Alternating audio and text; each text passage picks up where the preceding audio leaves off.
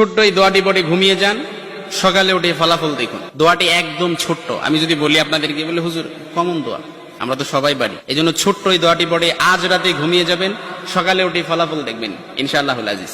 আপনি মাথা থেকে বোঝা নামিয়ে ফেললে যেরকম হালকা হয়, আপনি এরকম হালকা মনে করবেন। আপনি মনে করবেন আপনার সমস্ত গুনাহ মাফ হয়ে গেছে, এরকম একটা হালকা অনুভূতি আপনার ভেতরে কাজ করবে। খুশি হয়েছেন মনে হয় না? এই জন্য আমরা যদি ছোট্ট এই দোয়াটি পড়ে আজ রাতেই ঘুমাতে পারি, সকালে উঠে ফলাফল দেখবো ইনশাআল্লাহুল আজিজ।